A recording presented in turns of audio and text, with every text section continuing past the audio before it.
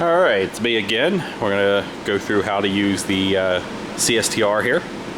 The very first thing you would want to do is batch your two solutions here. You got solution 1 and solution 2. And so you do that under the fume hood, and I'm not exactly sure what we're gonna use this year, but that'll get worked out in your lab right up there. So you'll batch those, and we'll also come over here and make sure we've got water in here. And it looks like we do. If not, we can always add some. Then we come over here. Also, of course, wearing safety glasses, and depending on what you're batching, probably gloves and maybe a lab coat. You come over here and we go to the computer here, and out here on the screen is it's a CEM continue. Anyway, it's the CSTR. So I double click it where it says equipment with heat or experiment with heater. That's the one we want. Then we wait for it to load up. And what you want to see first is you want to see that it's actually communicating. So that's what that is. And then you see we got this nice little little diagram here that'll tell us a lot about what's happening. And so we have a lot of controls we can set, and you'll learn more about this as you play with it. It's pretty straightforward. We can do things like we can change our concentrations, we can change our flow rates, and that's in and it has these little tags. If you hover over it, it'll tell you more about it. But we can change concentrations, we can change our flow rates by changing these numbers, and we look at things like the reactor temperature. The stir control isn't actually tied to anything. I mean, it stirs, but that number doesn't have any meaning. So if I turn it to, like, let's say I turn it to,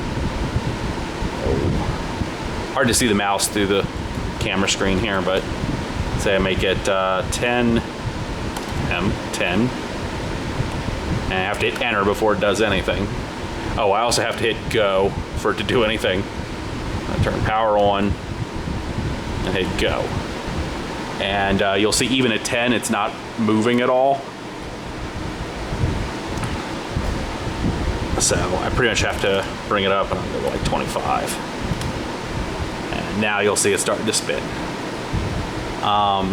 Okay, so that's that. If I want to control the heater, notice there's a thing here, it says hot water temperature. But I really want to go to this part that says control, and I can set all sorts of stuff in here. So if I want to make the set point 30, and then I can go to automatic, and it'll start heating up. And so I'm not gonna do that right now because I just don't want to. But once you set that, you can come over here and be like heater, the heater and hot water circulator will be on, and it'll start pumping hot water in. And so kind of the flow path here, you have hot water coming up and going through this coil here and heating this up. And it heats pretty quick, so that's good. Not a lot of sitting around and waiting. Okay, what else? Oh, I should mention a couple things. First off, this is the nozzle. So as you're reacting and as you're filling this up, your product is gonna come down this here tube. So you want to have something under here, a beaker or something. You also have a conductivity probe, so you're going to be measuring conductivity, and that's this blue thing here.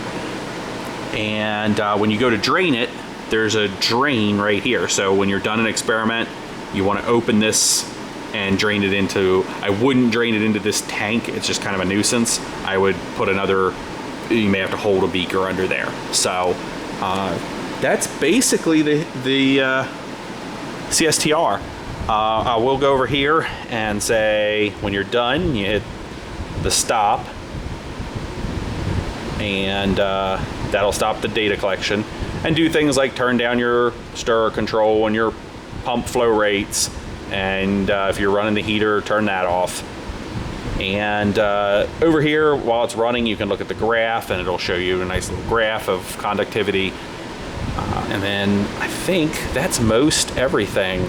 Somewhere in here there's a way to look at your data, and I think it may be under don't remember exactly, but if you're ever in doubt, there's a manual there, and on the spot I'm not going to be able to come up with it, but you will be able to figure it out. And so, and the TA or the professor or I can help you as well. All right, so that's the CSTR. Make sure to drain your tank and make sure to dispose of any leftover reactants. And other than that, that's all there is to it.